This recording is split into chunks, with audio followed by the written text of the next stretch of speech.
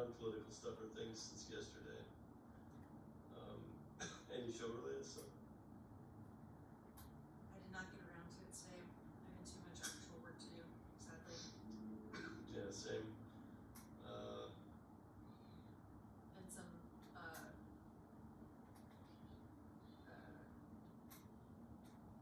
weird Premiere Pro random quirkiness that I had to figure out. I still haven't figured out, but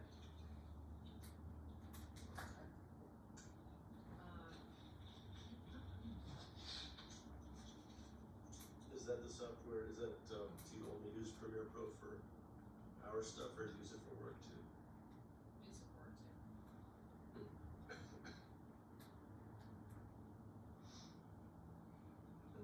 How convenient.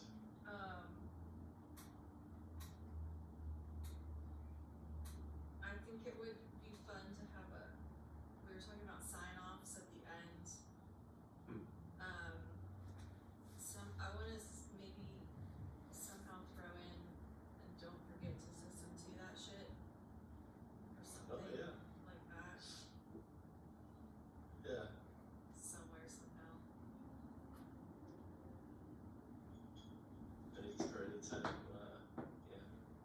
Anytime we invoke System 2 or suggest applying System 2, we can have like a hashtag flash across the screen, System 2 that shit or something. Just draw attention to the phrase.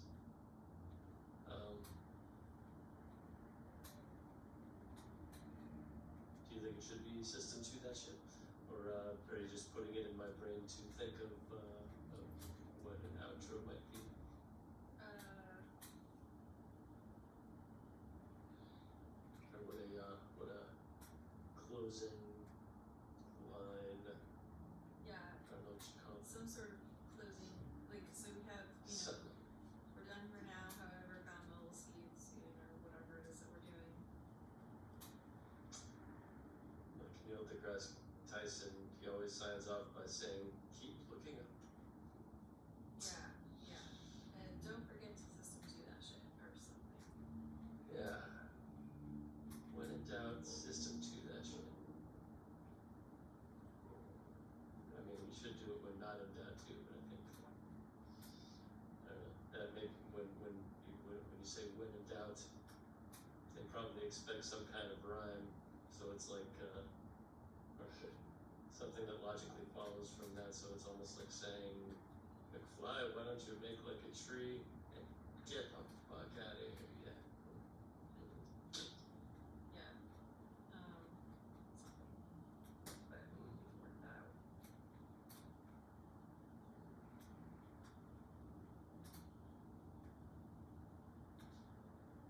Yeah, I don't have any non-political stuff right now, so unless there's any Zelda stuff you want to record. I have not played since our last convo. Yeah, I'm pretty diligent about uploading my videos that night when I do play the Zelda game. So you get to, it shows up in your feed and you get to be like, yay, Jack Brett, you played Zelda. Yeah. But so like I have not seen this episode 2 of the new season of South Park, and I learned it was because on YouTube, I purchased this season on YouTube, and it releases, like it just released for me last Wednesday's episode did, so I guess I get it almost a week later than its premiere date on the Comedy Central. Gotcha. So I still have not seen it, but looking forward to that.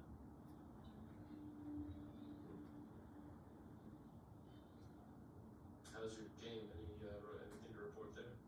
Or just you've pretty much been working since we last spoke? Sleeping or working? I've been working, yeah. Pretty much. Wasn't a little before you messaged. I've been asking the internets some questions about the games that I can play it more efficiently, like where do I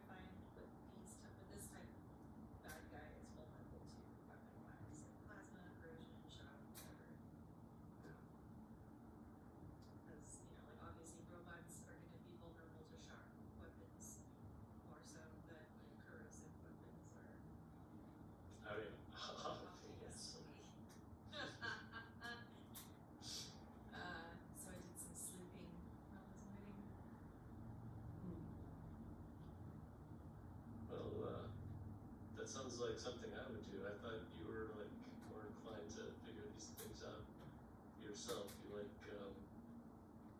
finding your own innovative solution. Like maybe you would find a corrosive slash electrocuting attack combination that would be the first of its kind and unlock some secret that no one's found yet. No. No. I mean, I will normally look anywhere in the menus or whatever to like see if it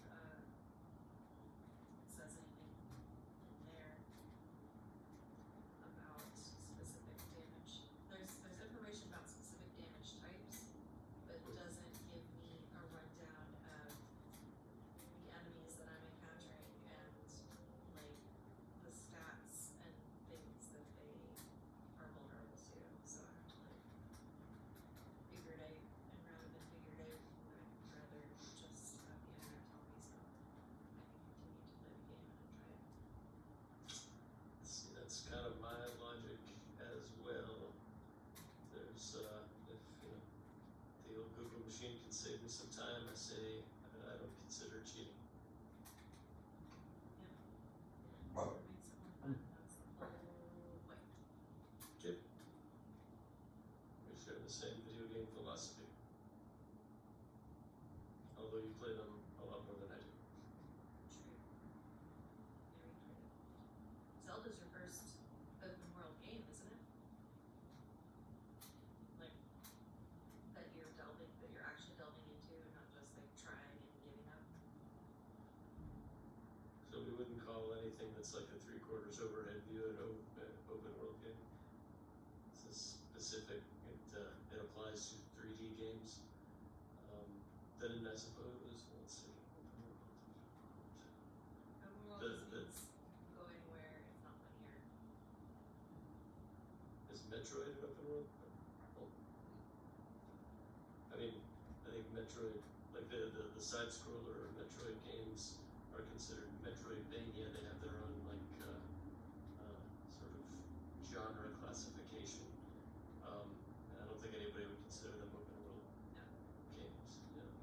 But with the new 3D Metroids that you don't have to do in any particular order, would they be considered open world? No, I've never played Metroid. Ah, okay. I don't know why I thought that like since you were a Zelda fan, you would also be a Metroid fan. But yeah, no, Nintendo fans are not a monolith. Thank you for reminding me of that.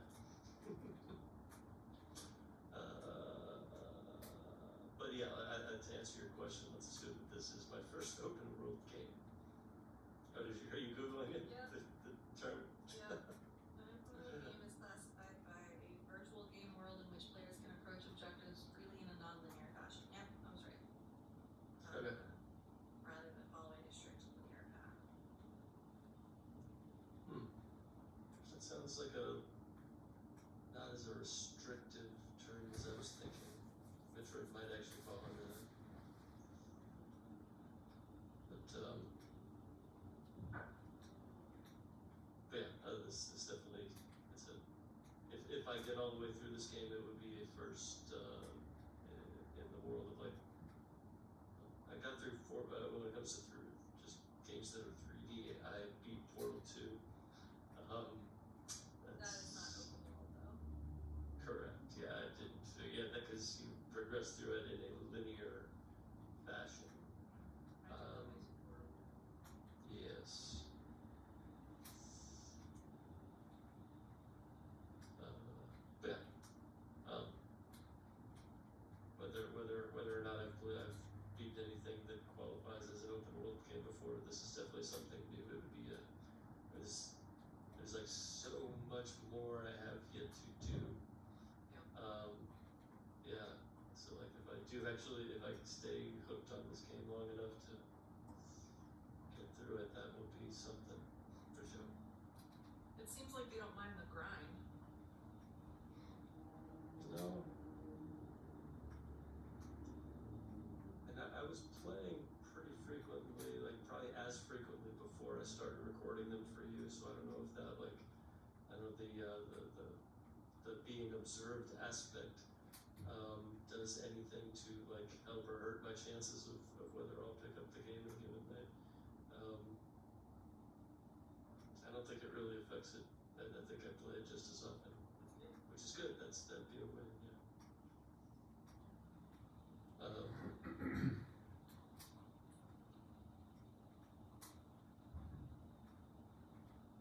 can't remember your question. I don't know if I answered it.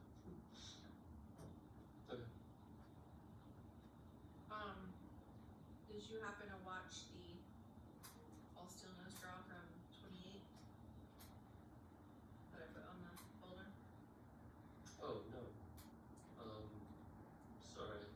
I forgot that was a thing. Yeah, I thought our only homework for today was to watch the Trump CBS interview. So I did not, yeah, don't Okay. have to. No worries. Okay. Would you like to begin discussing political things? Political stuff and things? Yeah, let's do it. Alright. I saw the Trump interview. I have seen the Trump interview. The full extended version or the Extended version, yeah. yeah, same. I wanna know how badly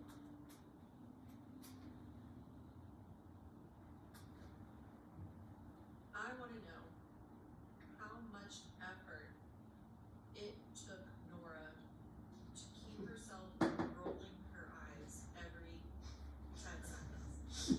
I wanna ask her that question if I ever meet her. Oh, Nora, my you God. interviewed the President of the United States. What an accomplishment for for a journalist. That's amazing. How hard were you screaming in your head? I mean, yeah, it's a different ball game interviewing this man. Like, that's probably why I know so many more journalists' names in the age of Trump than I ever cared to know before, because like they all have. I mean, it's got to be the challenge of a lifetime. Like, and a real paradox too, because like the office of the presidency is something we've always taken so seriously, and like this is just not a serious man. Like he just is so readily lies, like, and so just readily so eager to divert attention to like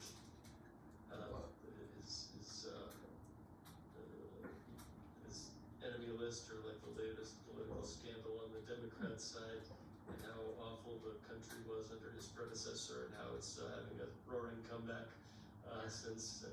Anytime he doesn't want to answer a question, he just kicks it back to how bad Biden and Obama were. And I'm like, I mean, if I were Nora, what's her name, the interviewer, well, I don't know, it's, playing, what do they call it, backseat driver, Monday morning quarterback in any of these, yeah, in any case, and, I don't think I would ever consent to an interview with Trump anyway, but, if some version of me inhabited the body of Nora, was her name in this interview, I would like to think that, well, I don't know. I thought she handled it great. Honestly, I applaud her ability to resist rolling her eyes, and I don't know. I feel like there were so many questions of journalistic integrity because he made so many claims about the 2020 election, that it was stolen and we must not allow this to happen again. And he made claims about the weaponization of government and the DOJ to go against him and prosecute him for his actions his efforts to overturn the 2020 election, and for his in raiding his Mar-a-Lago home to retrieve the documents that he had illegally kept from his term as president, that the government kind of needs back. He didn't include those details, obviously, but like saying like, and you're asking me about weaponization of government because my Justice Department went after that sleazebag, dirty cop Comey and Letitia James and that idiot John Bolton. Like, I mean, it's common sense going after them. They're losers, sleazebags. Like, how old are you, my man? She just kept trying to be like, yes, but is it retribution? Yes, but is it retribution?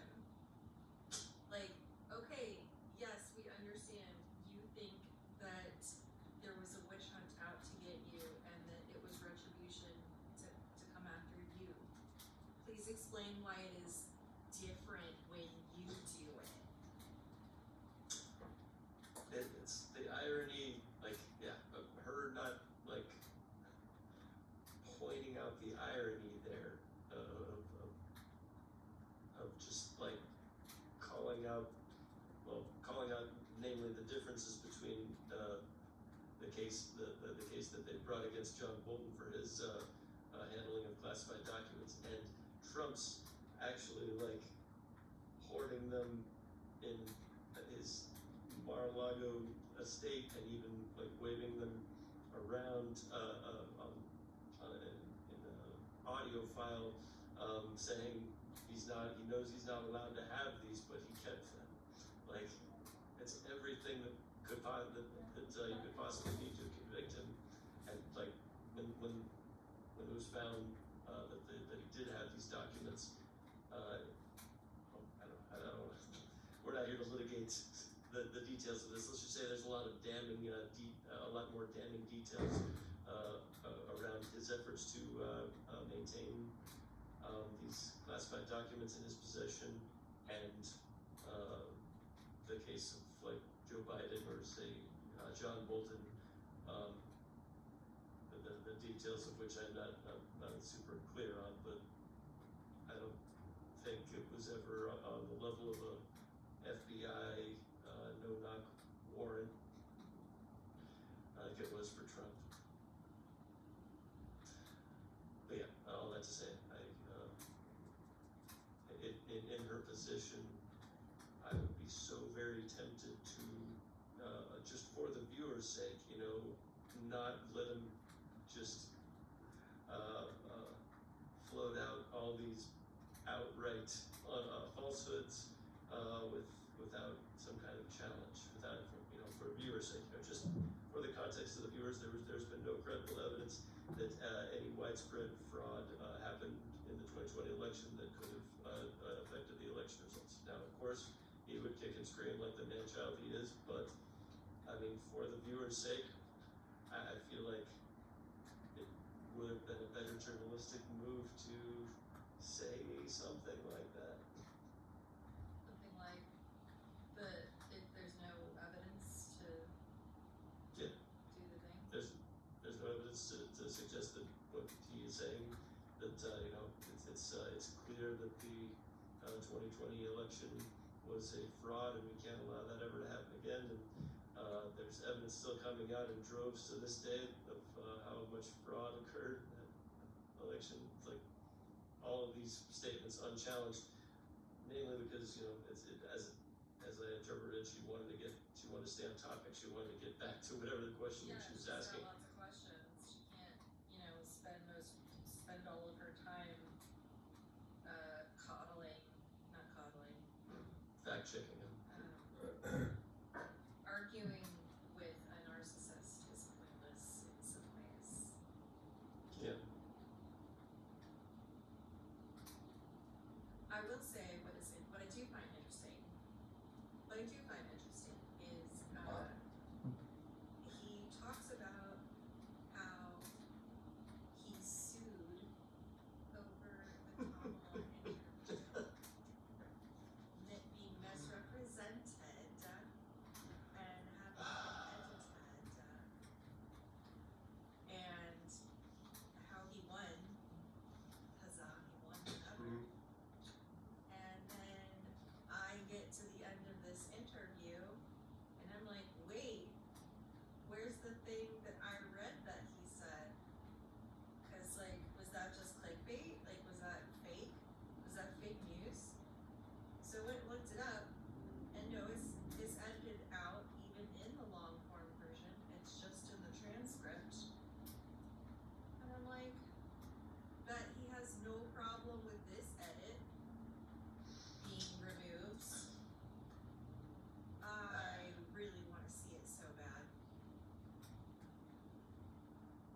Wait, so okay, so you read the transcript of the full thing, but there's like the full interview is not available anywhere? No, Oh, okay, well, I don't know what I saw then. How long was the one you saw? 90 minutes. Okay, so that's probably the same one I saw. So wow, so there's even more stuff that you said that's only in the transcript. Interesting. Yeah. Cause I was, fascinated by some of the editorial, or I guess not technically editorial, just the editing choices that they made to trim down. Because I saw both versions, the like abridged for TV version,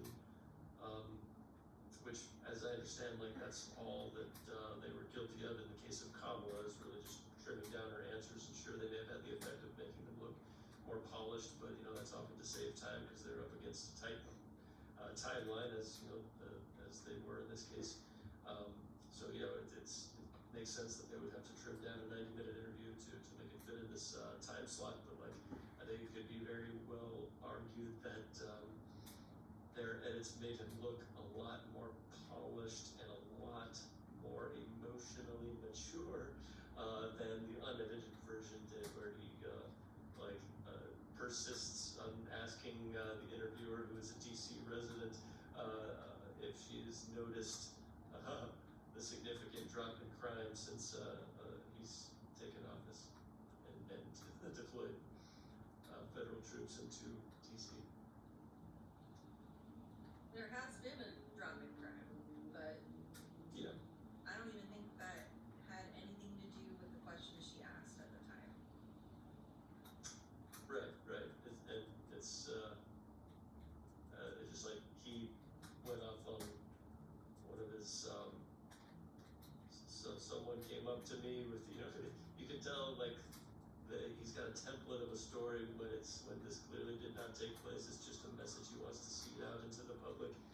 He says somebody came up to me with tears in their eyes. They said, "Sir, this is you've done the greatest job. I feel so safe. I walk to work every day, and I feel like I could never do that before in the city of DC. And I'm sure you feel that way too, being a DC resident." She said, saying this to the interviewer. And I don't know what I would do in that situation either. With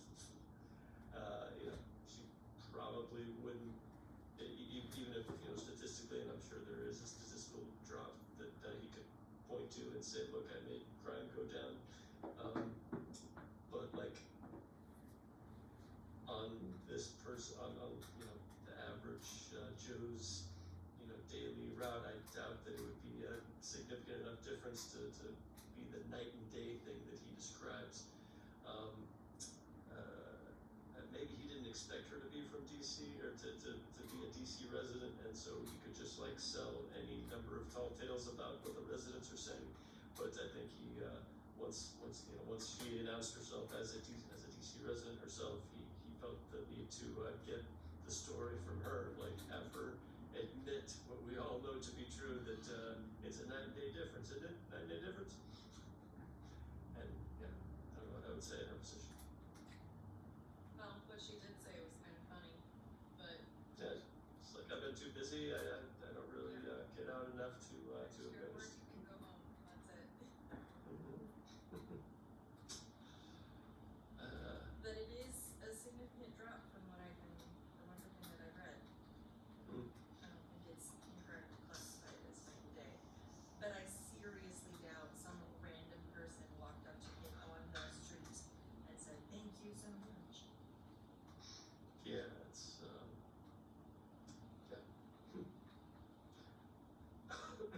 he uses that one a lot. Yeah. It's a private letter that the Boy Scouts sent him after his big speech to say that was the best speech that we've ever had. Anyway. Yeah. I really want to see the flustered footage. I want to see when she asks him about pay to play, because that is upsetting. It is. Like, someone pays you $2 billion in your crypto coin and then you pardon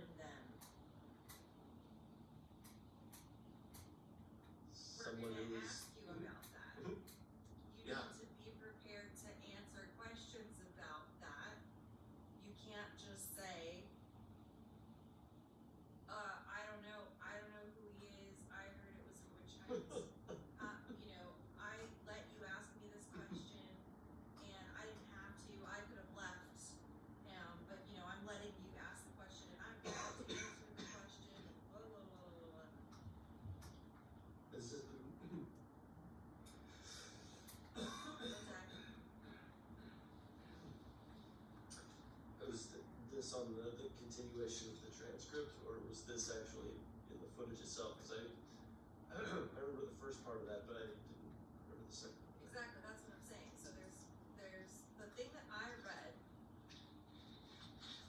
was that Trump basically had a tizzy fit about this question. So when he got to that question, I was like, I'm very eager to watch his response, and it was not there. So I was like, wait, is somebody clickbaiting me? Is that incorrect information? And no, it just was in the full interview, but it did not make the final cut, even in the extended version. And I was very sad because I think more people should watch him be a toddler. You should, show us what we're working with here. I couldn't agree more, and I couldn't agree more that of the irony that, like, not only did he call out their editorial choice in this very interview, but he was the one that sued them, or like in the Kamala interview, like he sued them over their editorial choice and trying to help her win the election by making her look better. And do you know about the background? It's apparently ABC at the time was also at the mercy of Trump's FCC with regard to a merger deal that they needed his sign off on. Otherwise, they probably wouldn't even have admitted or what they call it, plea bargained or settled to the tune of I forget how much he got, but he won. They ruled in. Well, I guess there was no ruling in his favor. They just settled out of court rather than have a ruling. But he called that out. So it's like many people, commentators were tweeting after the fact, do we get to sue him now? Or are we suing CBS for their doctoring of this interview now?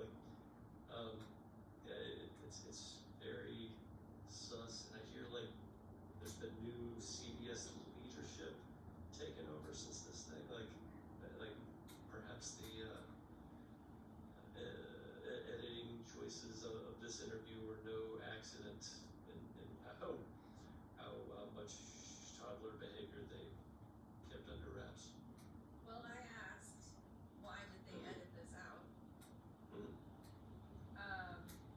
And it said,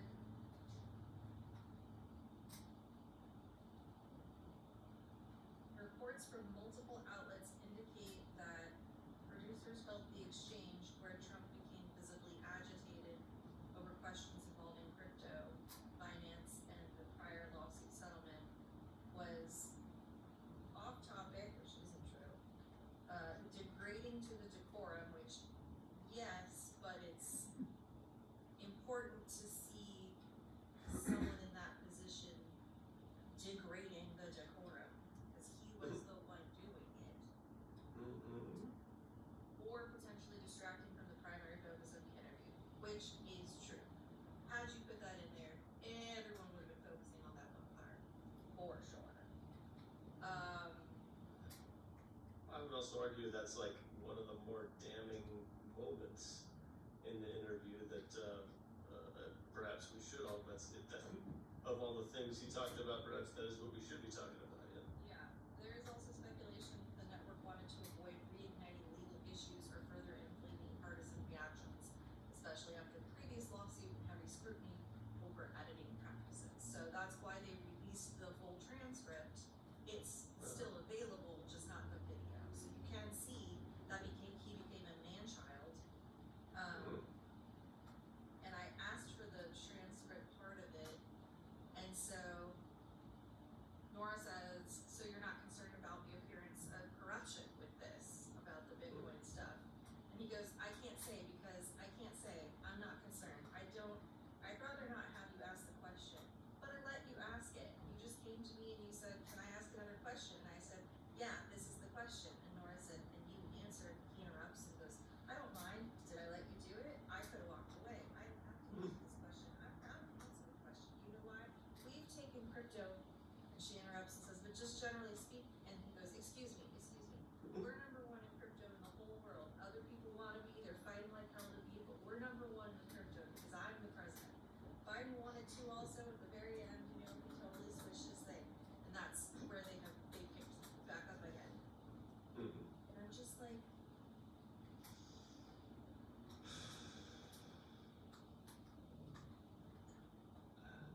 it's another like neon sign as I see it, like thou doth protest too much, like it just holding up a neon sign saying I am guilty. This is so obviously sus, and I do not have a good answer for it. So, and when he gets asked a question that he doesn't want to answer, it's typically he starts with, "Are you ready?"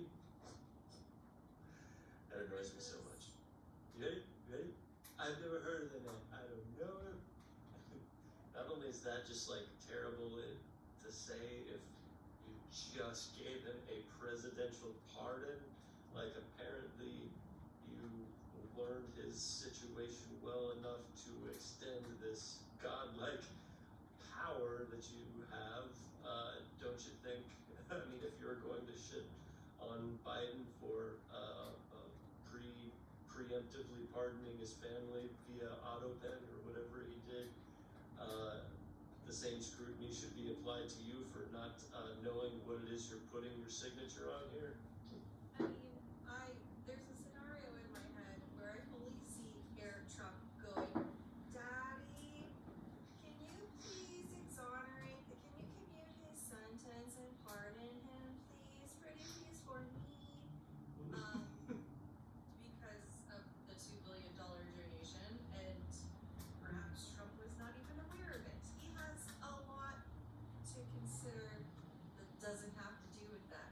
But I fully fucking think there should be an investigation into that whole thing. Like, are you shitting?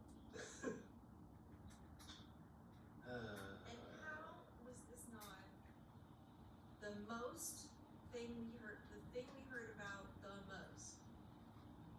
Why am I hearing about this from Maura O'Donnell the first time? About the finance, or the fact that he did pardon CZ, the finance guy. Yeah. I think it was known, like I'd heard about it. I hadn't known quite how controversial it was until I saw Trump protest as hard as he did at the question, which was, pretty much told me all I need to know.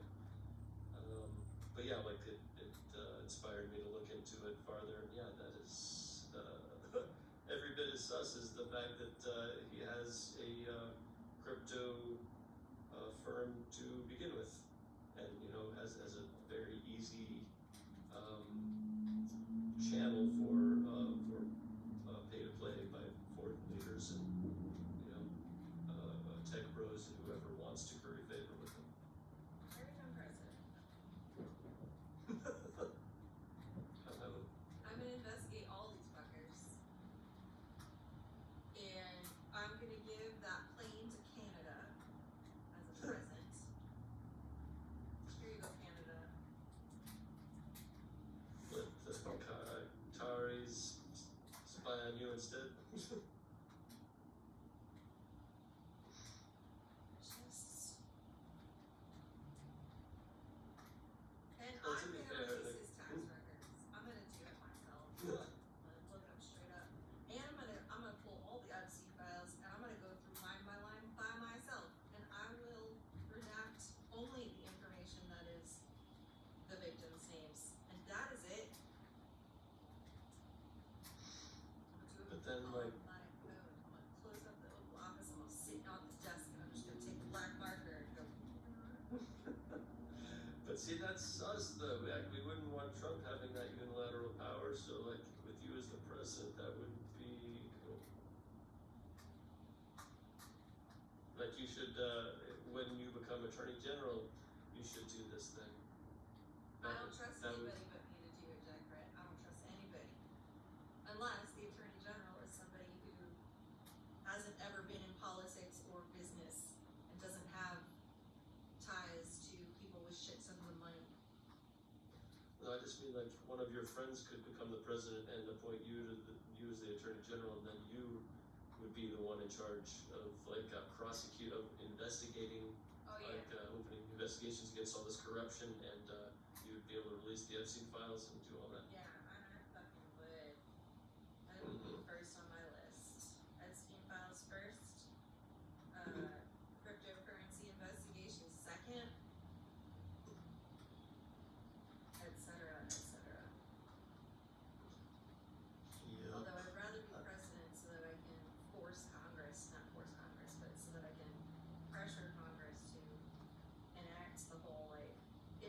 is shut down, you don't get a paycheck and no back pay. You're not allowed to have fucking stocks. So buy for those things, no mores. And, oh yeah, term limits, get the fuck out of there, Nancy Pelosi. And Is she? all of the people. Is Nancy Pelosi still? I thought she wasn't running for another term. Is she? Is she stepping down? Pelosi. That would be music to my ears. Politician who was the she stepped down from the speakership, but is she still a previous offices?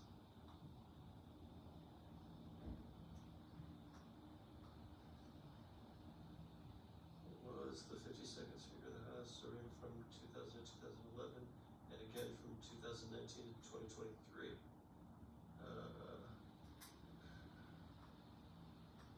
Her 20 years as House.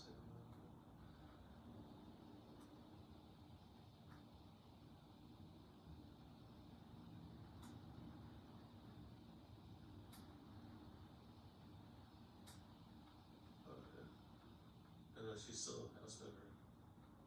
11th District, 2023 to prison. Yeah, she's gonna be till the day she dies. Maybe she'll be another Ruth Bader Ginsburg who unwittingly does more harm than good by just not knowing when to bow out, my dude. That is currently the Democrats' problem. Not knowing when to step away and let someone else do the thing. I mean, Chuck Schumer, God love him, he is not an inspiring figure. Whatever message the Democratic Party wants to tell me, please do not put him out front to say it. I mean, I'm sure he's perfectly competent lawmaker. I'm sure he has argued bills, with the best of them. But he's I'm tired of these people having been in office longer than I have been born. wow. I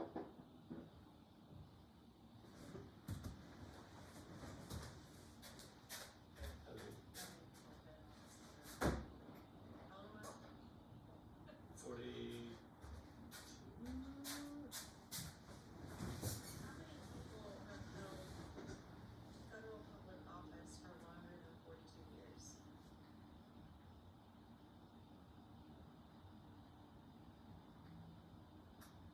At least 10. Richard Leahy, Strom Thurmond, he's gone now though. Chuck Schumer. Yeah. So yeah, accurate statement. How long has Nancy Pelosi been in the federal government? That's a flattering picture. 38 years, so almost as long as I've been alive. Mm-hmm.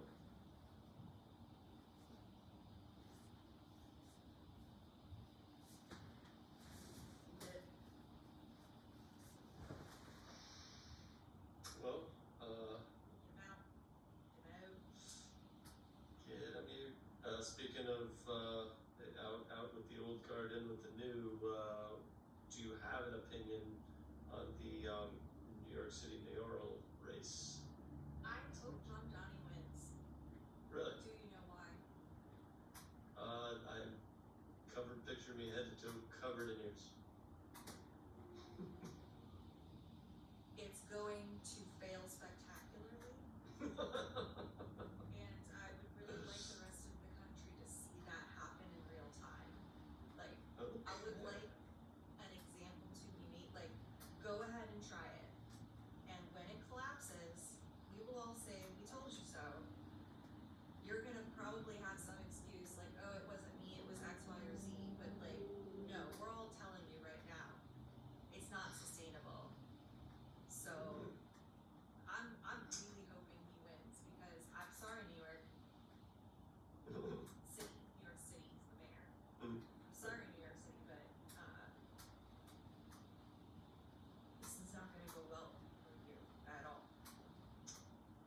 he would have, as a socialist mayor, do you think he would have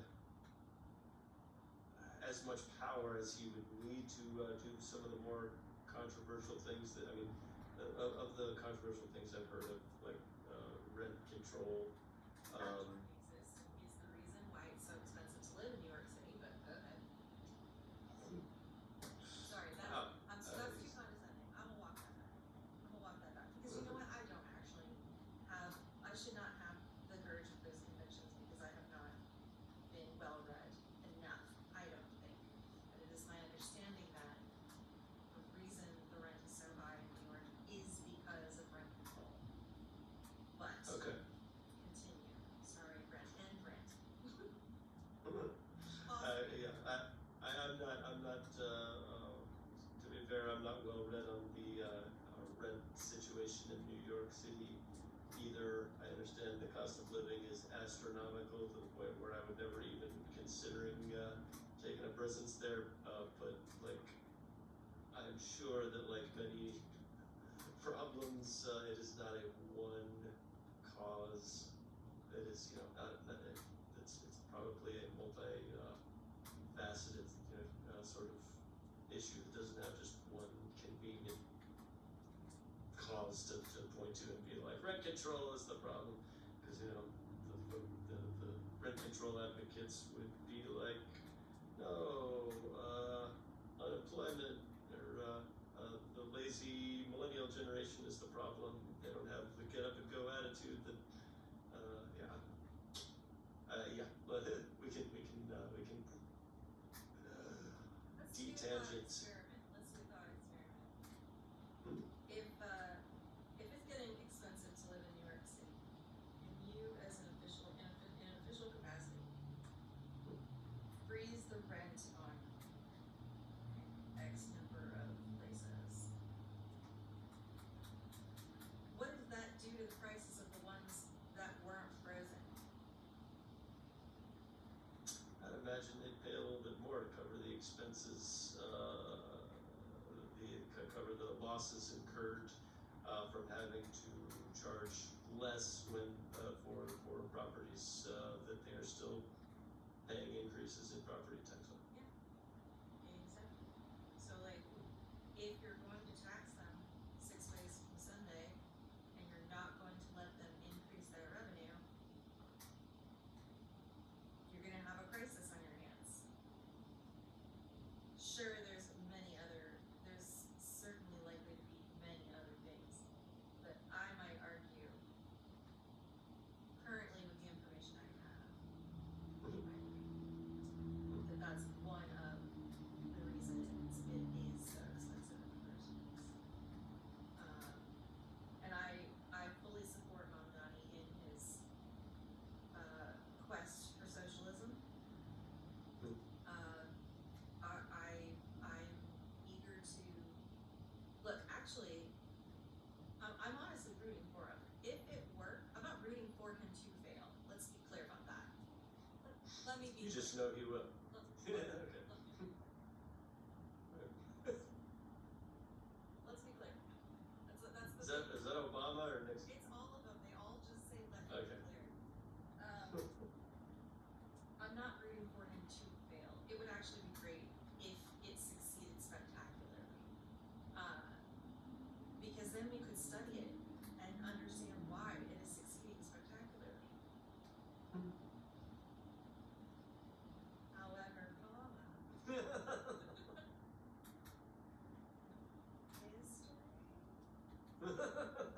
like any other place that's tried these things, it's failed.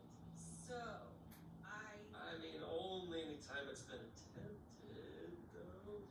yeah, only every time it's been attempted has it failed, maybe this Yeah, time. yeah. Maybe this time will be different. I don't know. Maybe it's oversimplified to call it like a failed ideology. I honestly think that there's some version of socialism that could be possible with a certain level of technology. I think we've had this discussion before. Like, there'll probably come like a day when AI takes over AGI takes over enough people, jobs, that some form of socialism will be necessary, like a universal basic income type system, which, you know, it would just be like more programs becoming socialized as technology improves and we are able to do more with less. And I think AI represents a major catalyst for us being able to do more with less, you know, at an increasingly accelerated rate. So yeah, all that to say, I think that to dismiss socialism as a failed experiment that is not worth ever trying again because history oversimplifies it a bit, doesn't take the technology, the potential for technology to turn it from a impossibility to a possibility.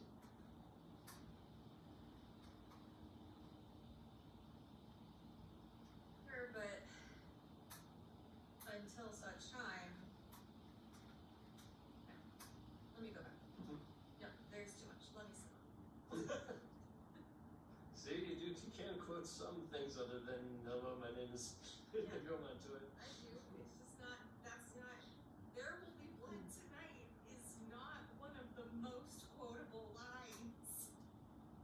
I guess you just didn't live in my household, which yeah, I would have noticed if you had. I mean, I have seen that movie many a time, and it is delightful. It's almost on the list of things I will watch anytime, anywhere. It almost makes the cut, not quite, just like Thomas Crown. Almost. Sure.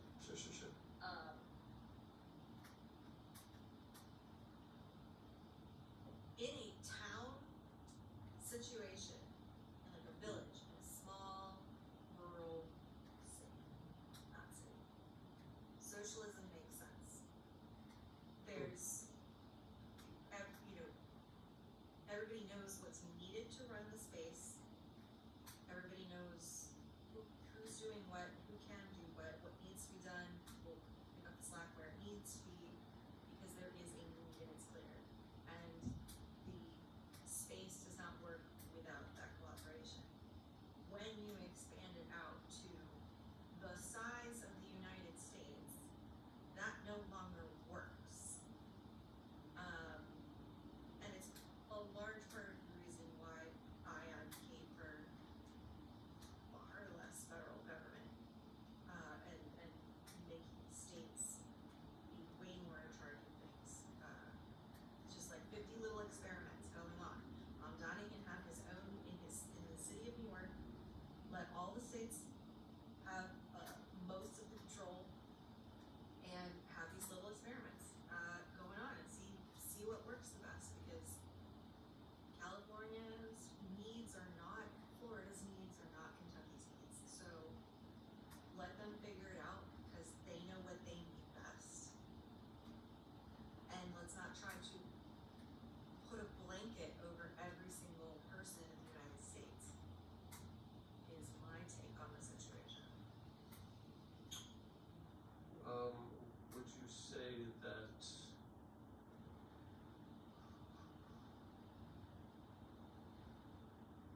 so the reason that you think socialism could work on such a small scale as like a town, I'm not quite clear. So would you say it has to do with the personal connections between the people, that the sense of responsibility they feel to each other because everyone knows each other? Okay, so that wouldn't work in per this theory, that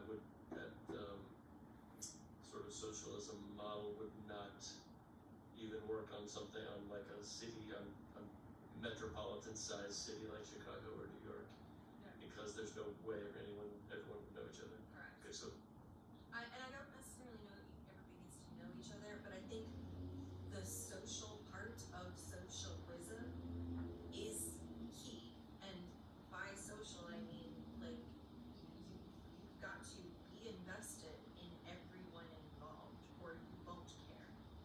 So, and because you're never going to not have the people who are selfish,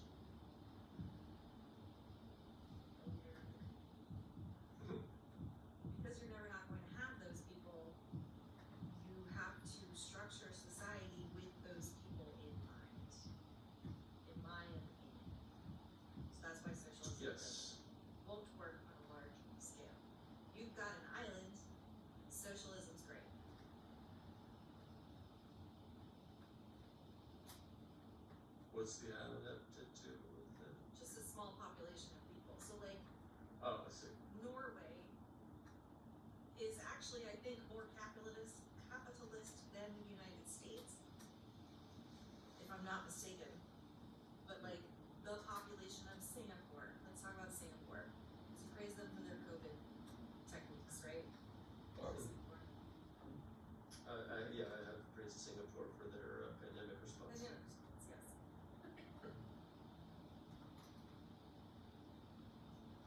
Large part of the reason why that's so successful is they don't have as many people to worry about, and they're on islands. So they don't have to worry about errant foot traffic, I guess. I think they're an island, a bunch of islands. I don't think they are. No, are they attached?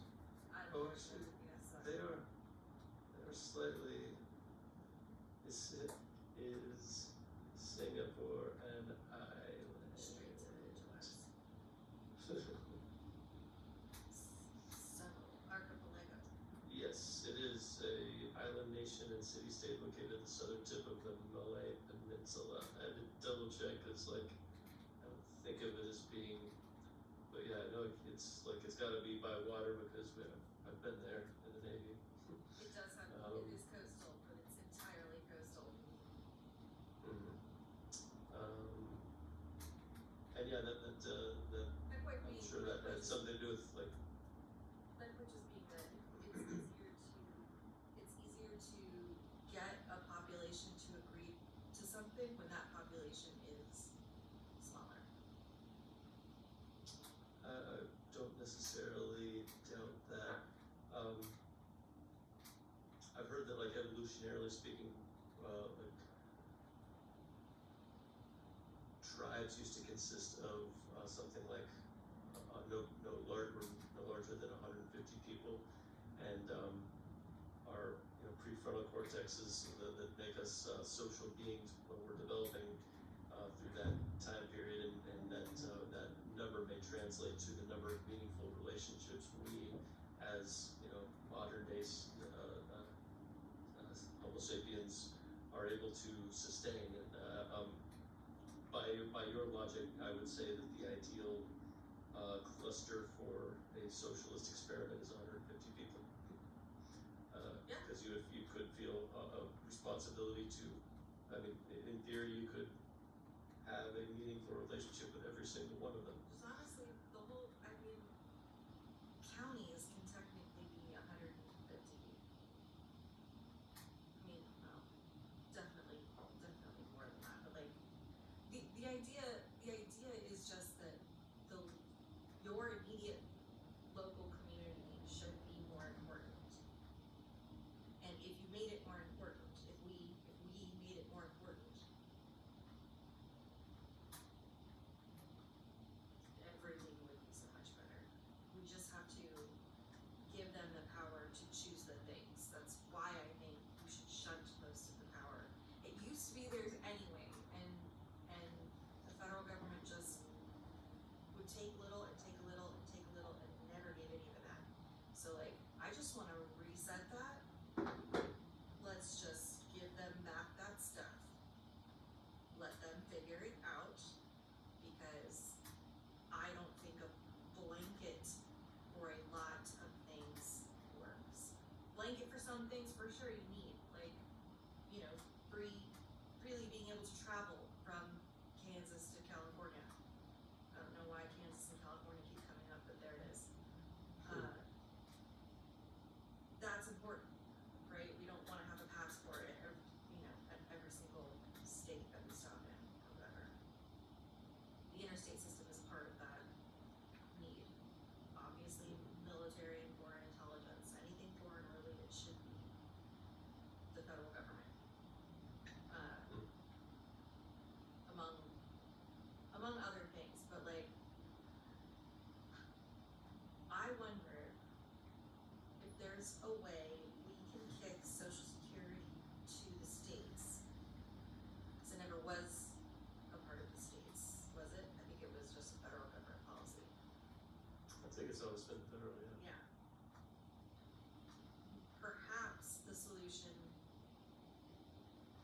Social Security lies with the states in some way.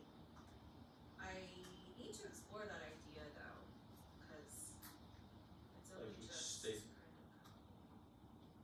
Like each state comes up with its own social security plan. I mean, wouldn't that sort of, I mean, with the first kind of hole that I would see in that is,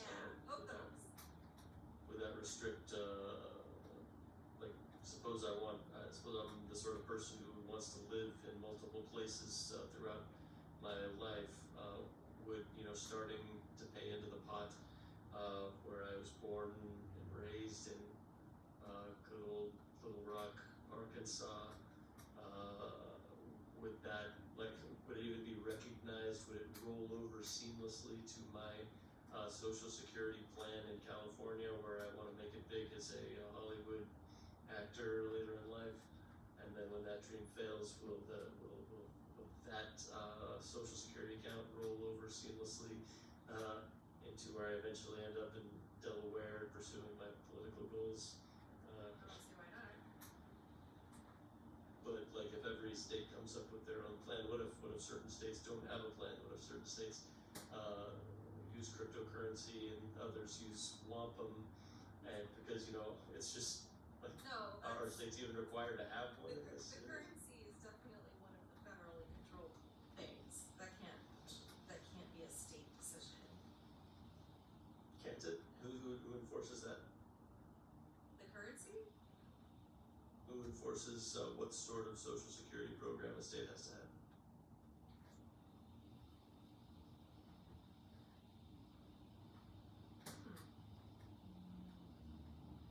Are you theorizing that Ohio could start saying, yeah, you can pay into Social Security with money, but we'll also take jewelry or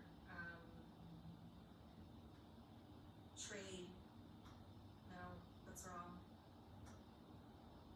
But also sort of right. It doesn't seem I mean, like I think- you could invest in anything other than currency. I guess the states could also come up with a different way to invest in Social Security, but like. Well, that's yeah. I mean, putting aside like the notion that any state would choose to only accept some really hard to get currency, which I think would be very unlikely. I think much more likely would be that states, like some states, just wouldn't have a social security program. So like, I would ask, is it required in this system for a state to have a social security program available, and who would enforce that? Good question. Yeah. Let's see.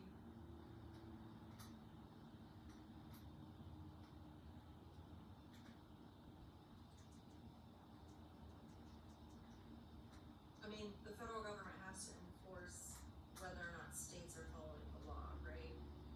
So that's just the answer to that.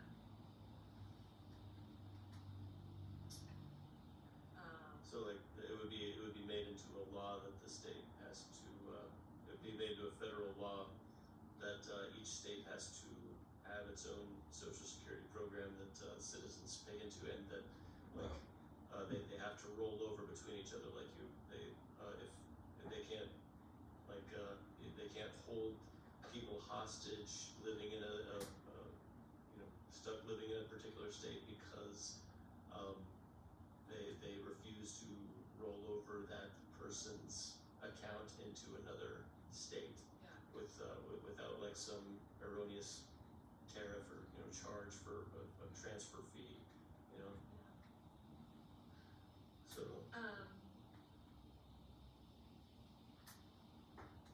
and at what point is like are the feds in charge of enforcing so much that we might as well just put the program at the federal level? So, where I'm ultimately going with that. yes, I see. Yeah. Yeah, I mean, well, there would have to be a process in switching it over, for sure. Like, you'd have to take into account who, if you're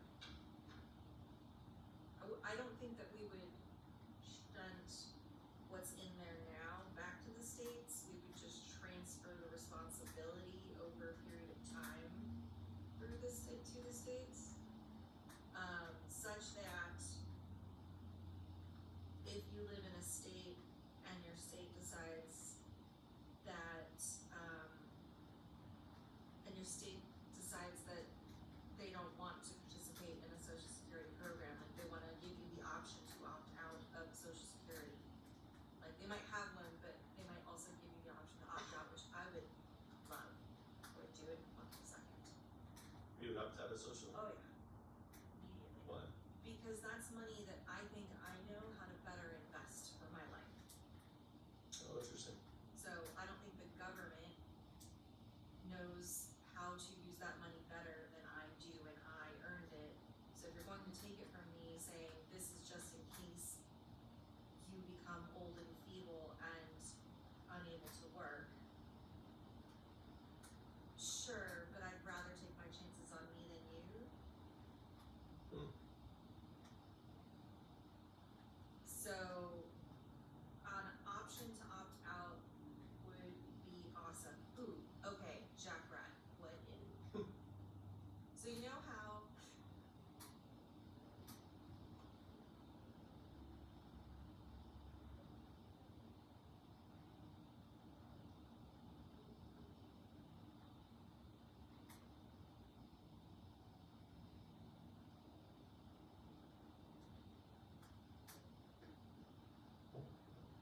millennials are screwed when it comes to social security? It seems to be the tune I hear most often, yes. Problem from me, honestly. Sorry about that. I mean, you're not the only one. I mean, my father, who is a boomer, freely admits that his generation did screw over our own. Since we're screwed anyways, what if the solution to social security is an opt-out program? And so we opt out if we want to. We don't have to. It doesn't have to go back to the states, but maybe the answer is just that you can opt out. Now, if you opt out, you are saying you're giving up X percentage of your social security that you've already paid into. Maybe that You don't get that back. you don't get that back, but it's maybe that percentage scales with how long you've been paying into the system, right? So if I've been paying into social security for 20 years, it's gonna hurt a lot more to opt out than if I've been paying into social security for 2 years.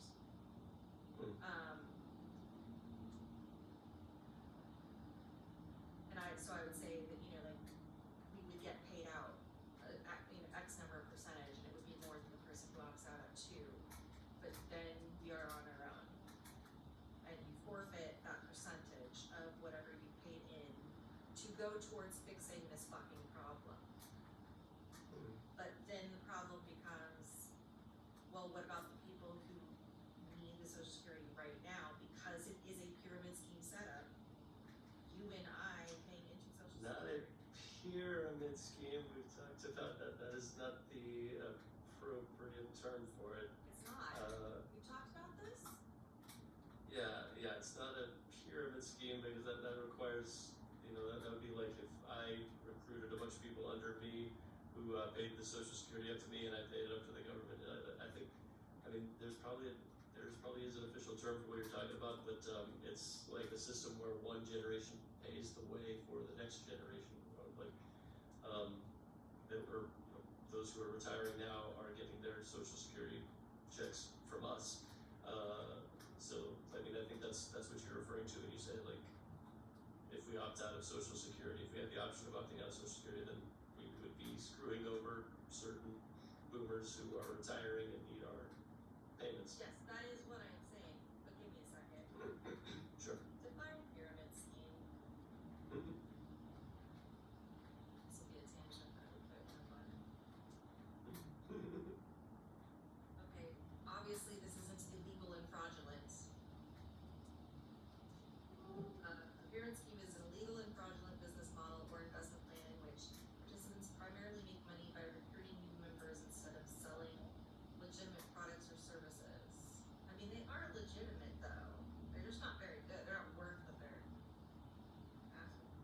Sometimes it depends on the pyramid scheme. Mary Kay, which my mom was part of for years, is a pyramid scheme for skincare, makeup products, but like they had probably one of the more ethical pyramid scheme models out there. Yeah, their Multi- product was actually good, like. Yeah, really yeah, some are. So, some products yeah, are. Money from new recruits is used to pay earlier members, typically with promises of high returns or easy income. But the system is unsustainable and inevitably collapses when recruiting slows or stops, causing most participants, especially those at the bottom, to lose their investment, right? That is the part of the pyramid scheme that I think applies. those at the bottom get screwed. Yeah. So if we were gonna compare Social Security, it's not necessarily a pyramid scheme. What would you call it?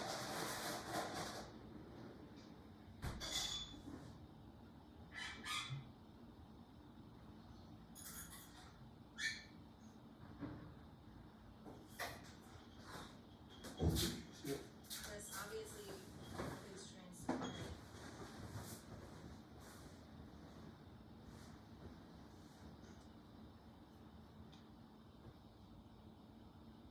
Yes, but the younger generation does pay out the older generation's claim, period.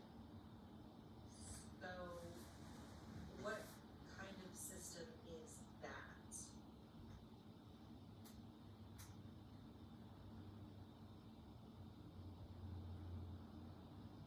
Just pay as you go, I guess. Not really though.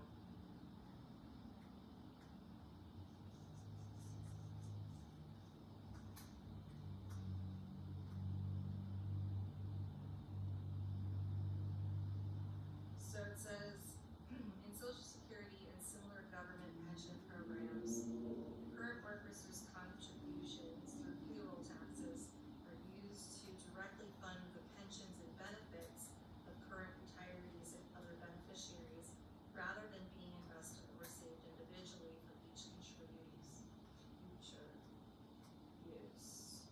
Interesting. That is why that's falling apart then. That's why we will most likely spend our lives paying for other people's retirements, but not be in much luck when it comes time to retire ourselves. Yeah. There's gotta be a better, if there's not a thing, we're gonna make it up. But there's gotta be a better thing. The point is that they basically signed off on people who haven't been born yet or created yet are going to pay for my pension. You said that was okay. You spoke for those people. So when those people are pissed about that,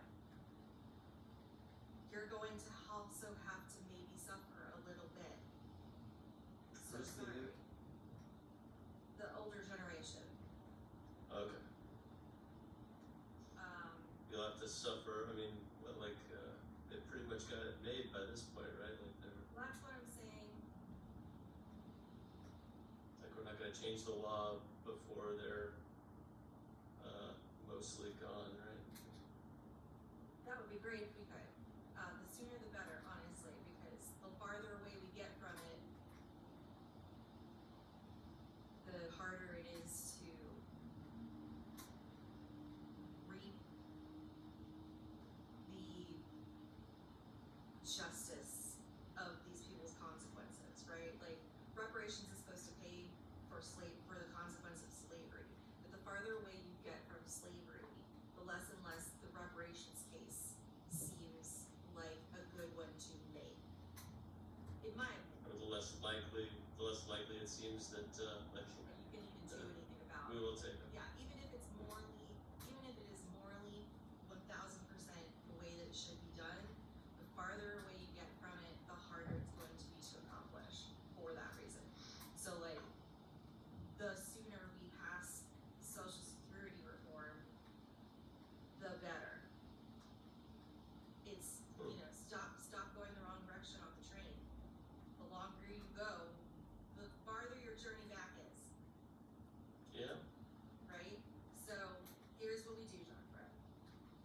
this is how we solve Social Security. I'm sure no one has Let's hear it. thought of this before. Let's hear it. Okay. Chakra. Starting with your first federally taxable job, you have the option to opt out of contributing to Social Security. Effective Okay. immediately. Okay. Here are the reasons you might not want to do that. For example, if you don't see yourself being financially literate is the wrong word, responsible, capable, no, responsible. For example, if you are somebody who impulse shops and has a problem, a legitimate problem, you probably should not opt out, because you probably won't do with the money what you should do with the money. So I would argue you would benefit from leaving it there so that you have something to fall back on automatically that you contributed to, but you know. So I think we should give, hold on. Let me say so.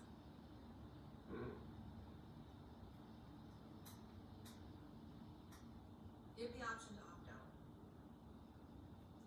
If you take the buyout, it's just basically a buyout. If you take the buyout,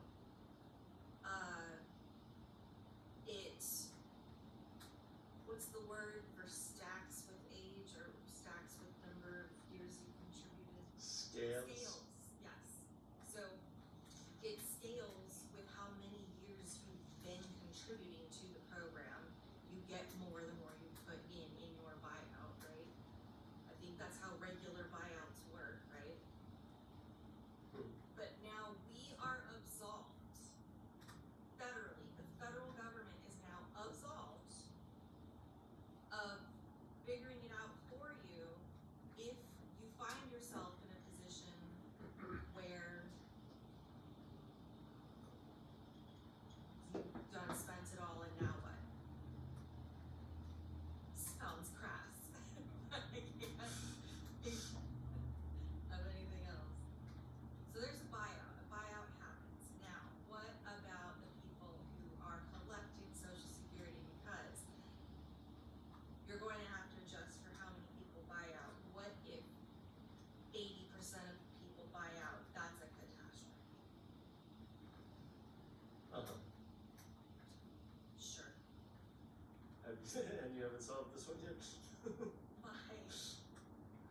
I mean, like, not only we continue, like, we're not able to pay these payments that are required by law to these many retirees, we are shelling out additional money, we're shelling out additional money for these payouts, and sorry, you're still making your argument. I'm gonna wait. Indeed. So, this is gonna be a kill two birds with one stone situation, because I don't think it's cool for you to not be taxed on capital gains, but then also get to use it as collateral for whatever it is you like to do.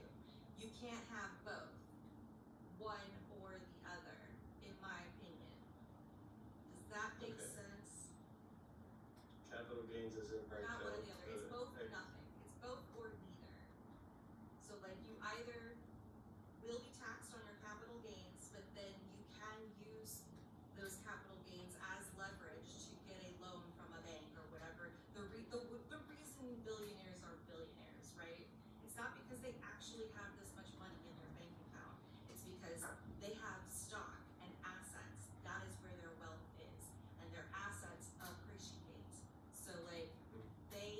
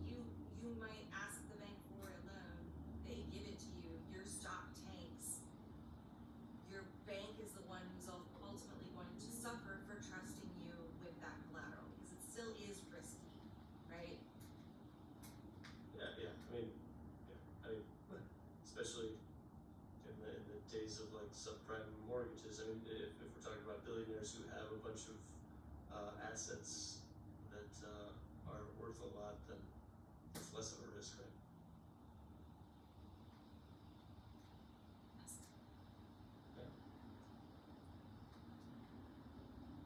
So it feels like you are having your cake and eating it too, whatever that means. I know what that means, but like whatever that means.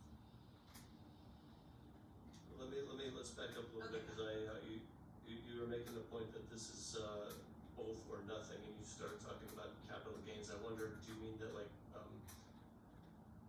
if we make the law that you can opt out of Social Security? Well, first of all, is this in any way related to your argument Yes, about it Social is. Security? It is, Okay. yes.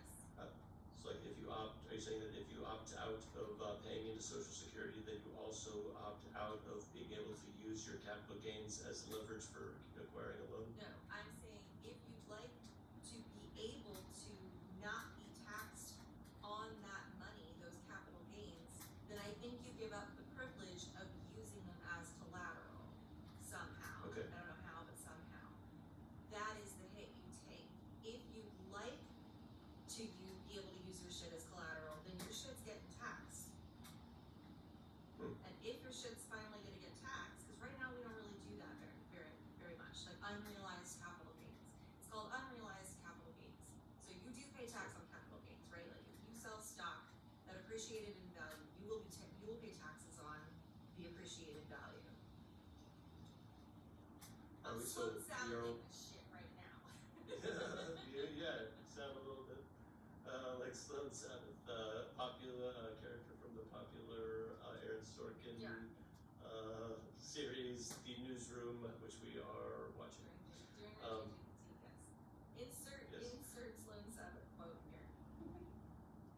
So real quick, does this restriction with regard to not being able to use your capital gains as leverage if you do not pay taxes on them, does this would only apply to federal loans or loans that are somehow come underwritten by the government, or would they apply to private loans too? They would private loans too, like they do already. That you could not use capital gains as collateral, even though this is your money and you're good for it. Yes. Now that is one of the less capitalism flavored loveliness. My bag of tricks over here. I am a capitalist. Capitalists don't like to hear that. What I just said. And I get their reasons, however, Connor. We have a problem. The problem was caused by mostly the previous generations. And since you're asking us to literally pay for you, you're asking us to settle a debt you gave us before we existed, is what you're doing. And we're saying, okay, fine. Then we need the option to opt out, and then in order to cover things, we're going to tax unrealized capital gains. That's how we get out of that hit. And I would say an option for the billionaires would be to say, okay, I don't want to be taxed on I don't want to be taxed. I don't want to pay tax on unrealized capital gains. This is like the chunkiest twister of anything I've ever said. You can do it. I can do it. Thank you. Thank you for believing in me, Tucker. As a billionaire, you now have two options. Option A, you don't have to pay unrealized capital gains taxes every year. But you also don't get to take out loans and use your unrealized capital gains as collateral. So this is just like a way to encourage them to Yes. Continue paying taxes on their capital gains. Correct. Like, They don't really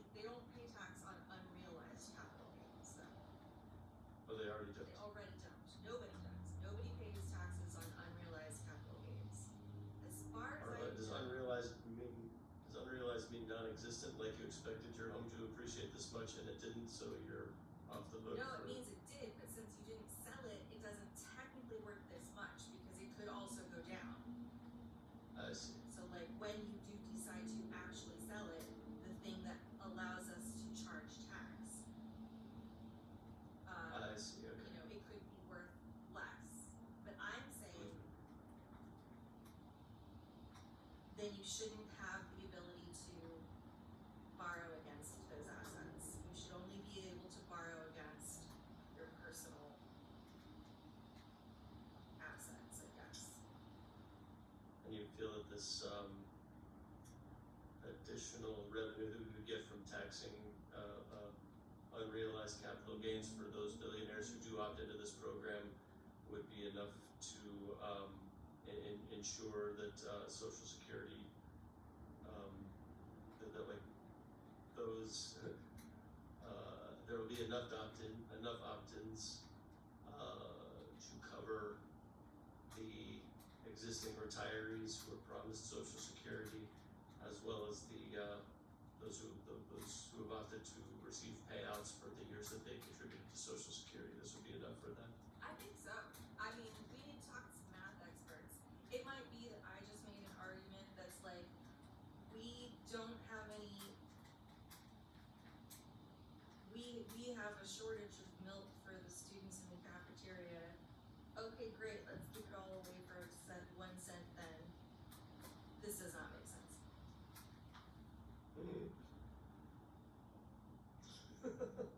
Take your time. I'm gonna grab a glass of apple juice. Excellent. Go ahead.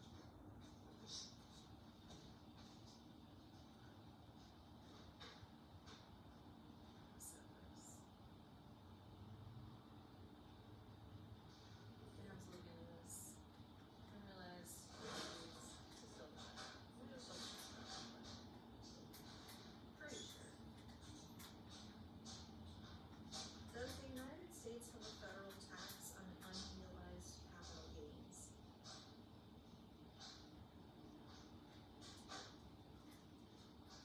No.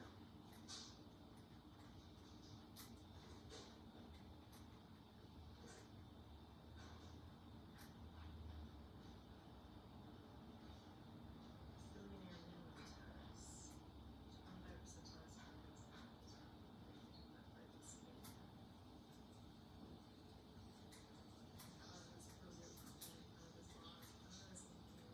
yeah, okay. Yeah, no, this is how you fix Social Security. Let's see, hold on.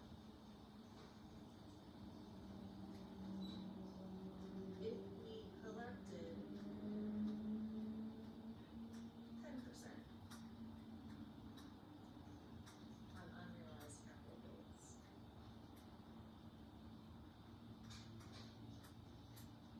That's a heavy loaded pepper.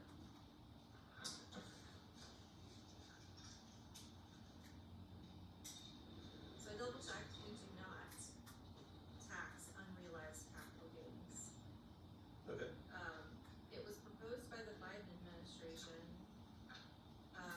for a 25% tax for unrealized gains applying to individuals or households with over $100 billion in assets. It's one of the few things I actually agree with Biden about, but I don't think it should just go towards the government. I think we should see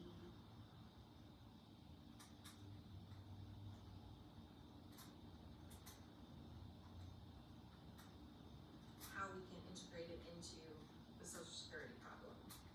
Because I feel like it can be justified since most of this wealth has been accrued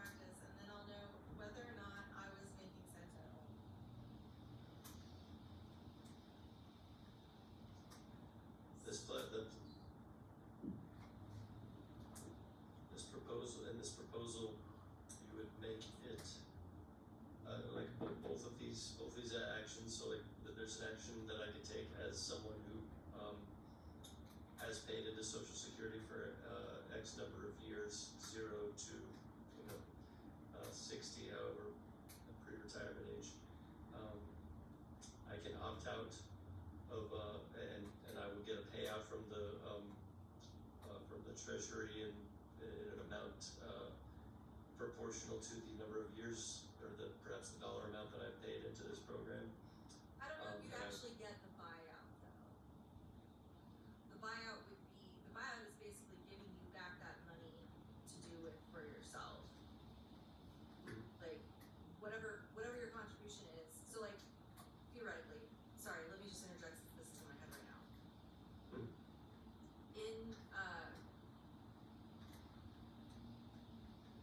In the decision, you would, like you said, factor in how many years you've been putting into working class and how much you've been putting. Like, we can very easily calculate the exact amount of money you have put in, very, very easily, right?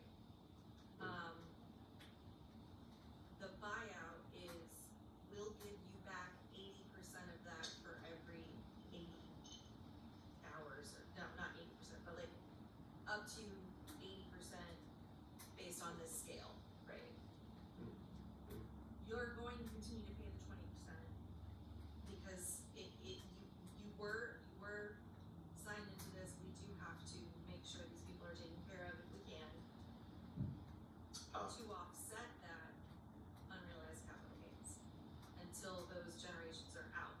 Because then, once all the people who are currently on Social Security before this is implemented are no longer pulling from Social Security, the system will have balanced. Is that? So this 20% that I would like, I can as someone like say my age who's paying X number of dollars into Social Security, I can get probably like somewhere on the scale between 0 and 80% of that back, but I would still, in this revised version of the plan, I would still be required to pay 20%. Like basically the amount I pay into Social Security could shrink by to a fifth of what it was, because this is my contribution to funding those who are still on who are in the retired generation and depend on this money, and to offset because we will, in the event that not enough 100 millionaires plus or 100+ million heirs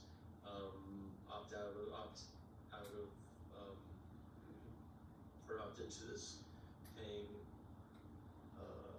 taxes on capital gains, on unrealized capital gains.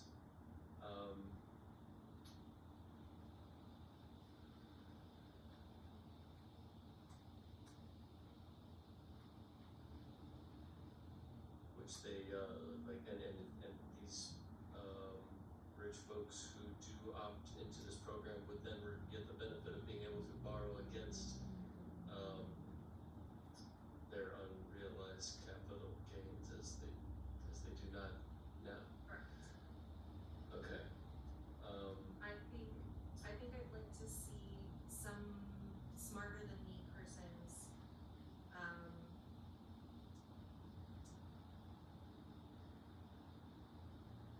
assessment or analysis. Like like put this into a simulation and pop me out some answers kind of people. Yeah.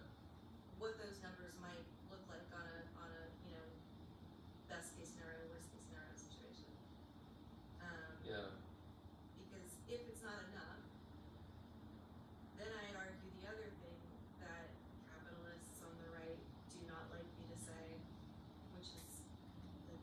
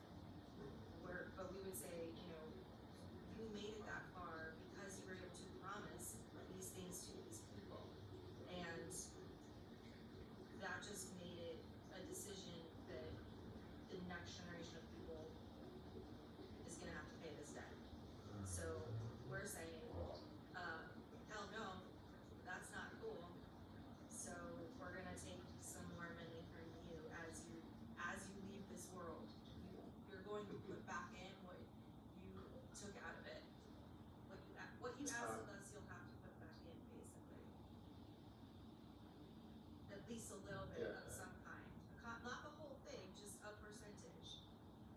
And only. And then there's already an estate transfer tax like that, right? Let's You see. agree with you? What is the death tax?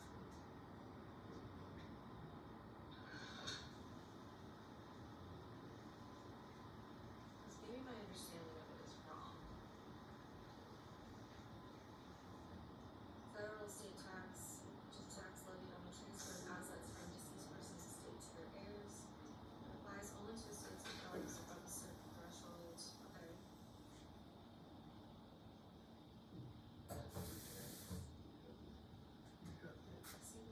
Good game. Finding a way to connect those two words. Bravo, couldn't say. Oh. So we already have this tax? Question mark?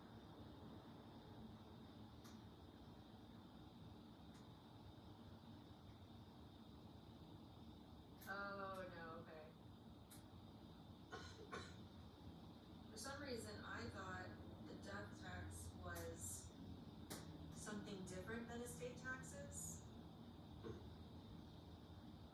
There might be a word for it, death tax is not the correct one. I'll find it out, I'll figure it out, because I might be wrong about it anyways. But, I'd like to see the numbers, and if it turns out that the numbers that the smarty people do are, good, huzzah, let's try. And if they are bad, alright, let's figure out how to re-enable this somehow, I guess. Yeah. So, I guess the only other thing that caused me a bit of consternation was when you described like what incentive a young person might have to opt out of this Social Security thing. That to me seems like the real perk, the real I mean, it seems ironic to say this given like the plight of our generation, but the sort of selling point of Social Security is its stability, is its like the fact that everybody has to pay into it, so we know there will be X number of dollars in there. I mean, obviously, like the number of dollars in there did not scale very well. But like we never planned for the boomer generation to crank out so many people, and for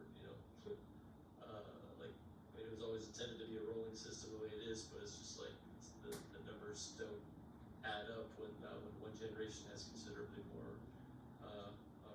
retirees than there are people like workers to pay for them to retire.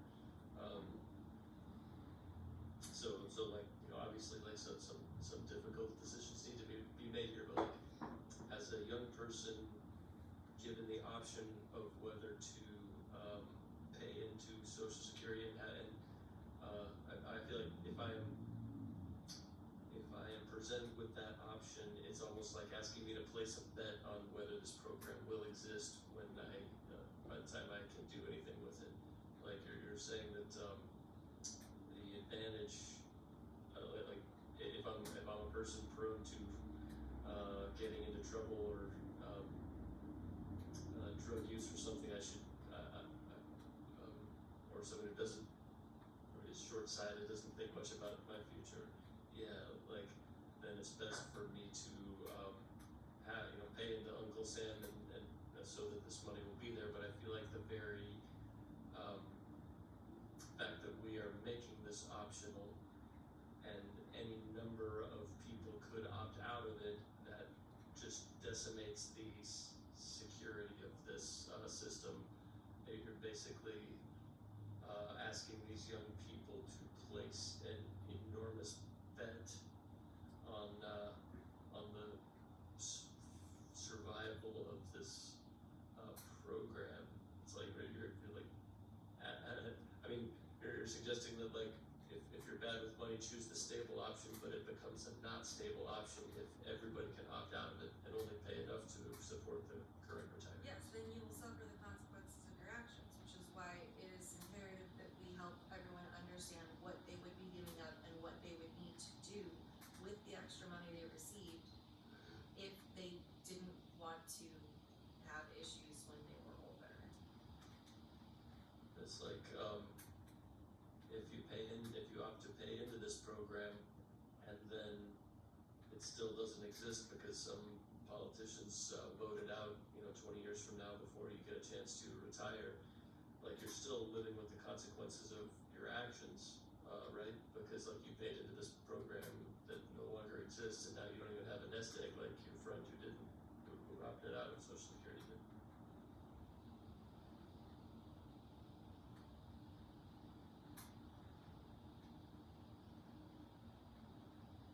Yes, because if they paid into Social Security, then whatever they're paying in right now is theirs. It's not going to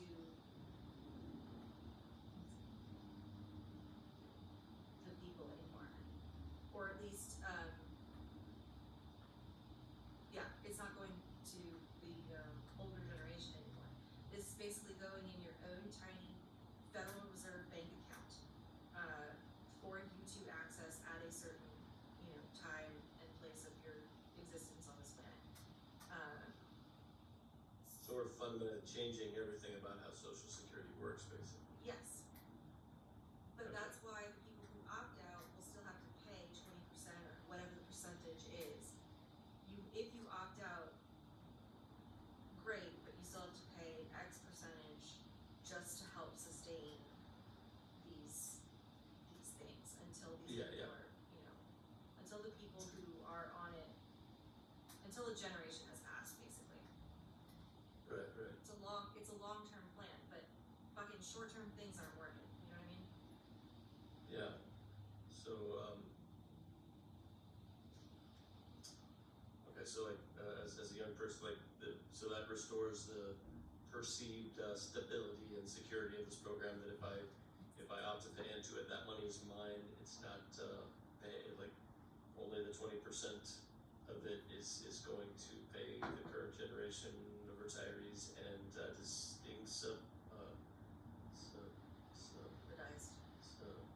subsidized by the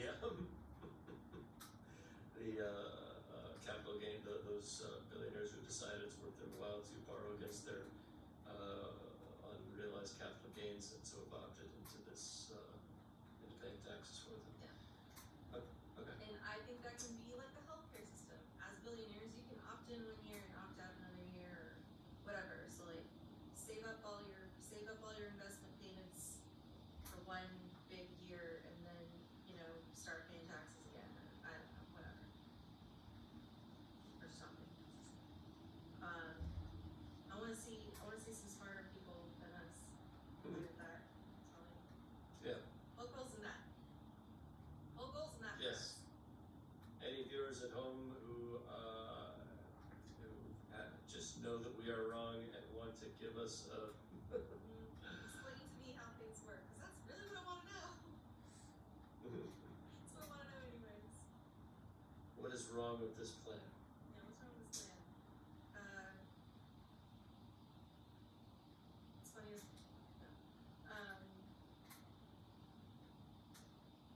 so that's my plan to save Social Security and Well, it's better than my plan, which reform proposal.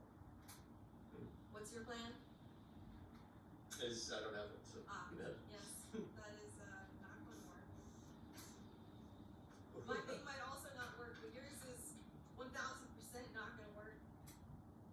Or 100% not going to work. That's true. Thank you for your mathematical accuracy there. Those maths I can do. Gotta give 110% out there, Bobby Hill. There's a faction in the game that I'm playing, Outer Worlds 2. There's a faction of people that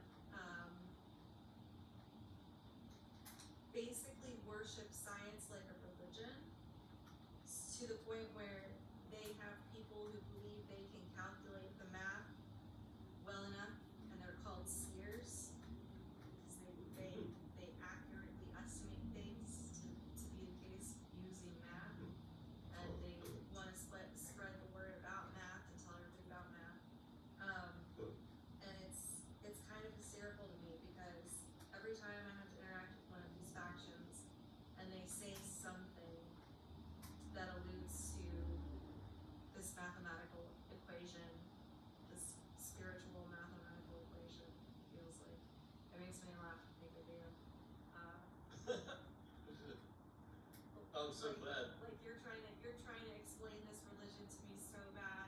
You want me to understand. It's within my best interest to understand this religion, and I love it. I'm so glad that reminds you of me, because like that reminds me of this idea that there are so many praise songs. There's so many like worship songs. I mean, I obviously grew up Christian. I know a lot of hymns. And now that I'm like obsessed with science, it's I felt like I want to write praise songs for science, and I've like come up with several ideas for them, but I haven't actually like taken them. But yeah, like the one that I thought of is something with like a chord, something by a black quartet, you know, like soulful, about the day I googled evolution. Oh my god. Okay, I'm gonna figure out how to get this to you, but in the game, there are radio stations you can tune into for the whole time if you want. Like it's a thing you turn on or off in your head, and it has like a rolling system of things that it plays. You need to be composing the songs for that faction station. Yes, I should be. That is like the perfect music job for me. Yes. Okay. So now what I'm gonna do is turn to that station for the rest of my time, and until I get a sense of, you know, what they've got on there, send it to you, see what you think, and maybe that will spark something. Science is just alright with me. And I get a job working for Outer Worlds 3, and I'm signing on to be in the Music director. Yeah, but only for this for this particular. faction. Yes. We need a different one for each faction. Spare no expense. Yeah. We have some plans. Alright, solid plans. That's great that they do the Grand Theft Auto thing and make it like they give you something entertaining for the girlfriend in the room who would otherwise just be like falling asleep unfulfilled. Damn, Jack. I call it the stereotype. I call it the girlfriend room, but I mean that was me for years, like watching Alex play Grand Theft Auto. I mean, I appreciate when there's some, you know, jokes on the radio or some kind of. Yeah.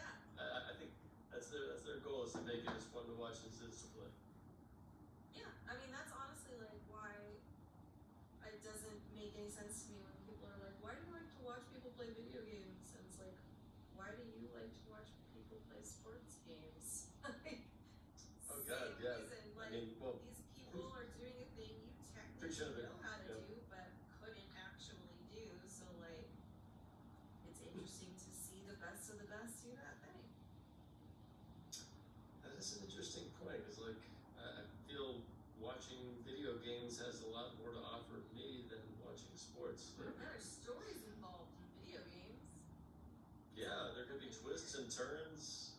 Like, I mean, granted, yeah, there could be like twists and upsets and reversals of fortune in sports as well, but like, it's all gonna take place within the, you know, laws of physics and, The chaos of reality. yeah, I don't know, there's, yeah. Rather than a safety in the story. Yeah. I'd rather watch a fictional story.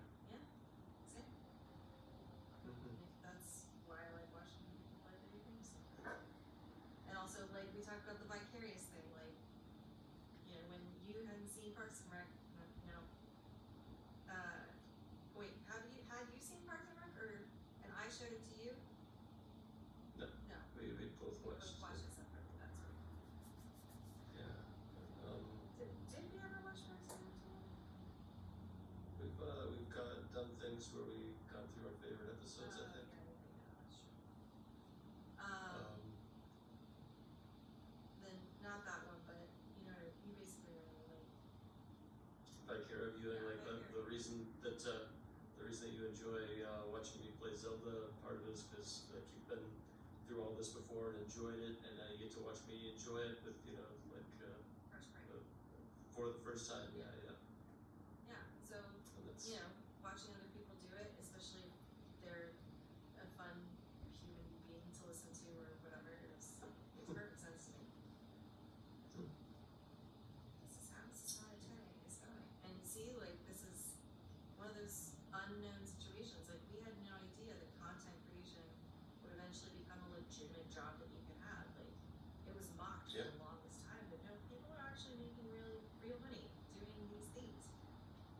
So that's right. I remember the days when South Park, when YouTube was first coming out, and it was everything. It was all about David after Dentist and the dramatic squirrel, dun, dun, dun, and then and then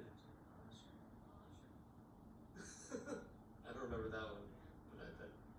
And the chocolate rain. oh yeah, chocolate rain. Star Wars kid, all the Star Wars kid. Yes, the Star Wars kid. Bernie Alone guy, yes, that whole South Park episode is amazing. And because they were like, okay, you are owed $6 million theoretical dollars, because like no one was actually making any money off of going viral, because they hadn't monetized it yet. But then like years later, that would become not so much a joke and an actual legitimate enterprise where the dollars are not theoretical at all. Yeah, exactly. Because it's just basically someone making their own tiny television show, and if people like it, they tune in. They get paid. If they don't, Yep.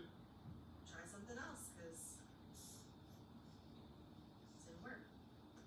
It's the Yeah. market speaking for itself on TikTok, right? It's the good old I don't- capitalism doing its thing. I'm not old and crotchety enough to say that to claim that influencer is not a legitimate profession. I mean, capitalism at work. I applaud the generation or the kids who choose to create their job rather than find one.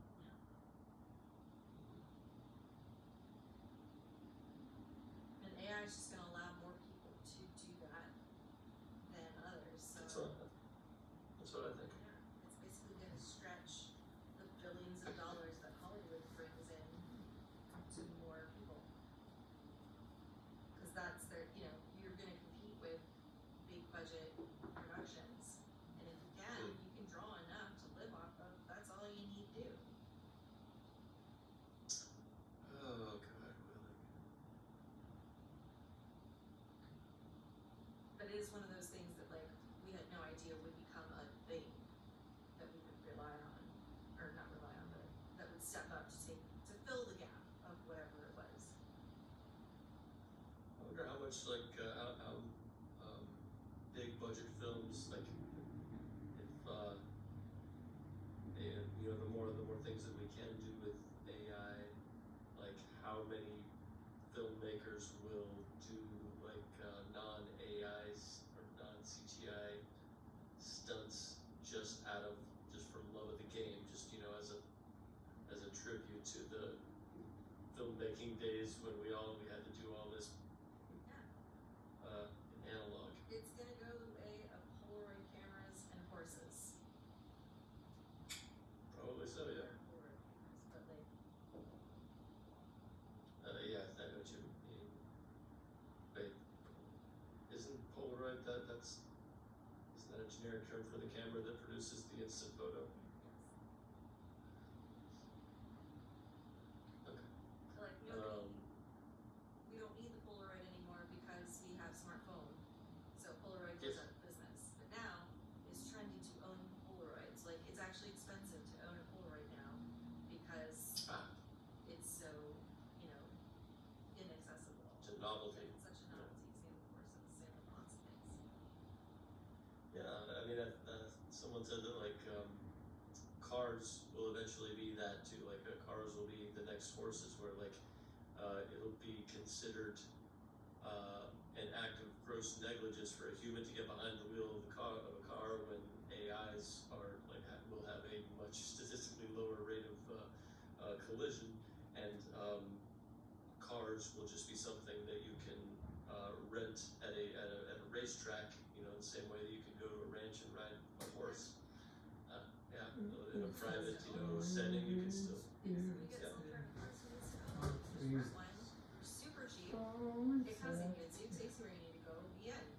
Super cheap. It's Uber, just like, yeah, concierge everywhere you go, or no, not concierge, valet service Pay for everywhere you go. gas, pay for upkeep, no more, none of that. I mean, I am not unsympathetic to, in fact, I am very sympathetic to those who've made their living driving and getting good at knowing directions, and whose livelihood is going to be very much affected over the next 5 years. And then it will become a novelty to be driven by a person. Yeah, I mean, there'll still be some driving jobs out there, I suppose. It's just, On the country road. It'll go back the way of Downton Abbey. Only the rich had cars back then. And they had drivers. You would never drive yourself, God. oh no. Full circle. To the haberdasher today, son. Yeah. But social security. I don't know. Okay, hang on. Do you hear beeping? Yeah, I was wondering what that was. It was on my ears. Okay, hold on. I think, I believe that means my washing machine is unbalanced and I wanna fix it before it just continuously beeps for the entire rest of this podcast. I'll be right back. Go do the thing.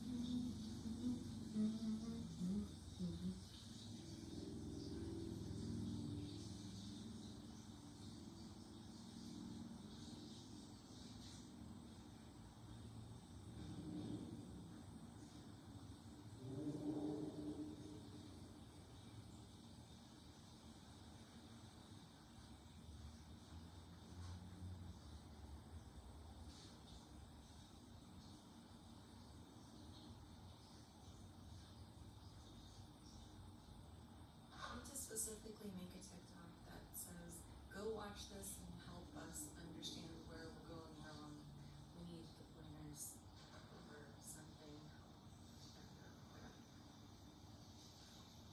No, I forgot my phone.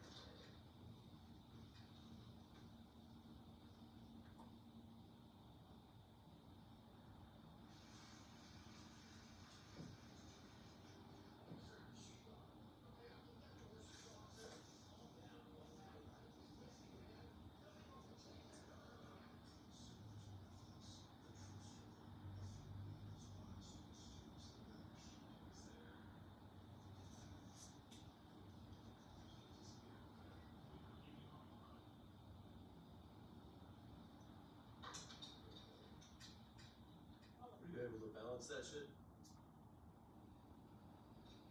Check. Yeah, okay. Yeah. What was I balancing? Oh, were you able to balance the dryer? Oh, I think so. We'll see in a couple minutes. Alright.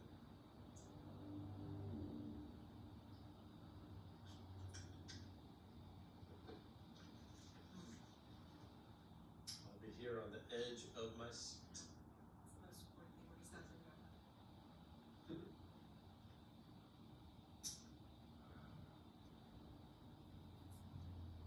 So resolve Social Security theoretically, because obviously Yes. no one would have thought of any of these things before.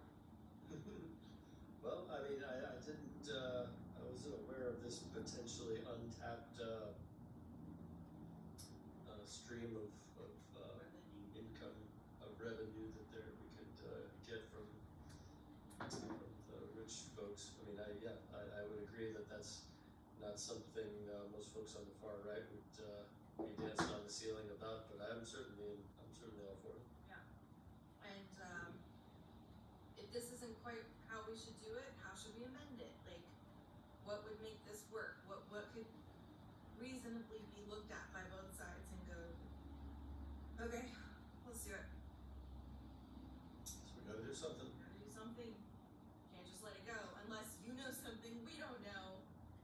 Like, 3i Atlas is actually an alien ship and they're gonna come here and take over. I heard it, there's been recently observed non-gravitational acceleration of this 3i Atlas body. It is so fascinating, Drunk Rip. The conspiracy theorist in me wants out so bad. I mean, I'm almost there myself. Not quite, but Not like, quite. It's fucking fascinating, right? yeah. And I mean, most people's arguments that it isn't anything alien related is just that it comes from a completely different system.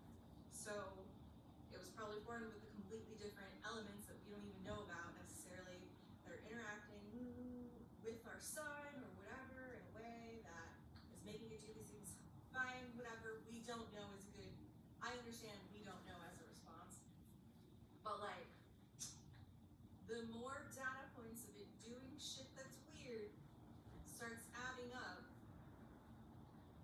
I'm gonna be like, right, well, now if it isn't aliens, I need us to study the crap out of this thing to understand how it's doing it. Yeah, who I really want to hear from is Neil deGrasse Tyson. I haven't heard him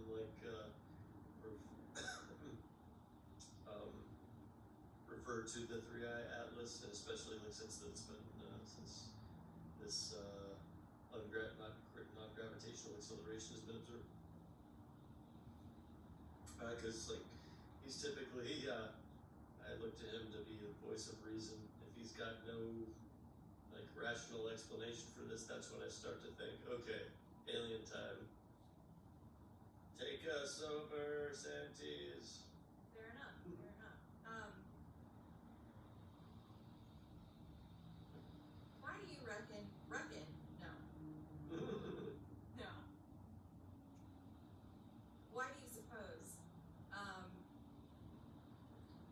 MTG is like the end all be all for you?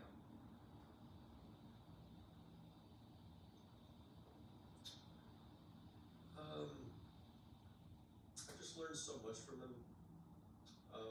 He's like not only just a brilliant science communicator, well, not only just like a brilliant astrophysicist, but a great science communicator. Like he got a very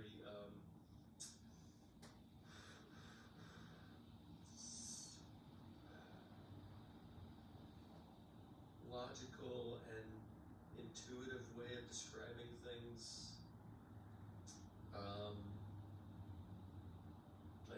He's helped me understand a lot through his like Star Talk Q&As, Star Talk being his podcast.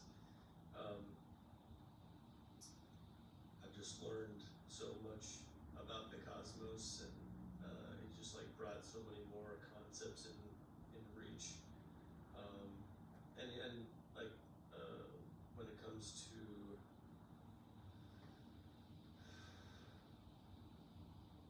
conspiracy theories, like there are examples that I can't think of right now, like a conspiracy theory that he's just like eviscerated, and I've just been like, oh yeah, I'm gonna look to him for this in the future. Sure. But what if he's one of the Got lizard something people? against? He's a smart lizard person. Maybe they've Gone too they're far not into so the bad. wildlands. You got something against NGT? No, NGT? not at all. NGT. He's lovely. I agree. The way that he shapes things to help us understand them is brilliant and well done. And that's a perfect example of with great power comes great responsibility. Mm-hmm. Thank you for helping us understand.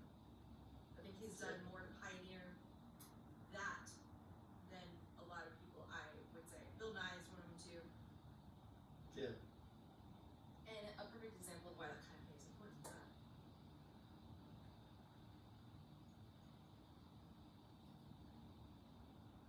I do enjoy him. I enjoy his cadence. I enjoy some of the jokes he makes. I enjoy when he geeks out about something. It's really fun. Yeah. I don't agree with a lot of the things that he says, but Right. not a lot. That's Like- inaccurate. Like opinions Yeah. that he renders. Yeah. Because I think does he think we have free will? I don't agree with him on that. Oh, there was that one video that I sent that was a conversation between him and somebody that I'll have to find it again. But it represented both of our viewpoints pretty well, I think. So I wanted you to watch it. Yeah. I'll have to find it. And I will have to make a button that says link here to that video. Yeah. That you have made. But yeah, I would say, yeah, I mean, I'm pretty sure he's, from what I recall, he's in the same boat as the Robert Sapolskys and the Jack Bretts on the subject of free will. That's how it feels for me. I might be wrong, but that's my current understanding. So I don't obviously agree with him on that, but I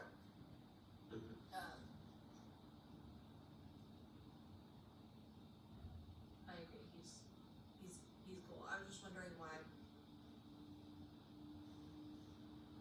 NDG in particular. I think that's fair. I guess, yeah, he's just my most trusted voice. It's a personal thing for me. I'm not saying he's necessarily the most qualified. He's like the only rock star astrophysicist out there, the only just widely popular voice of astrophysics, and he does happen to be qualified. He's the curator of the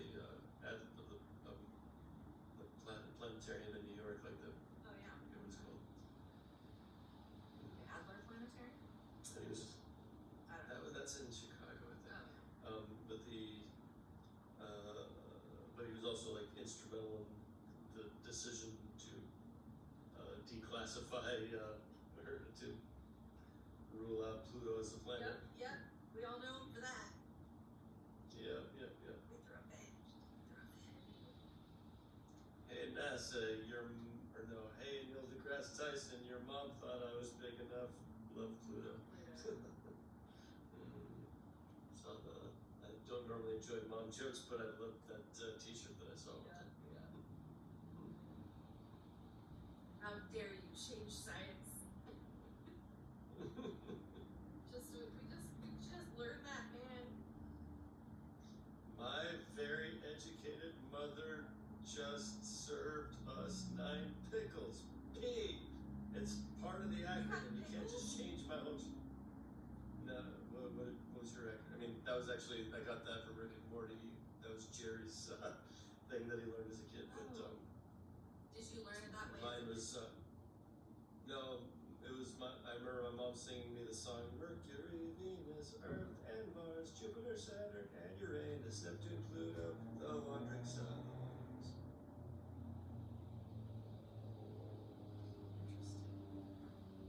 Interesting.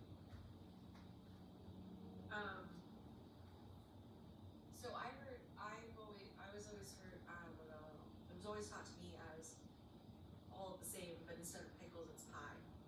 Pies. So, my very educated mother just served us that pie.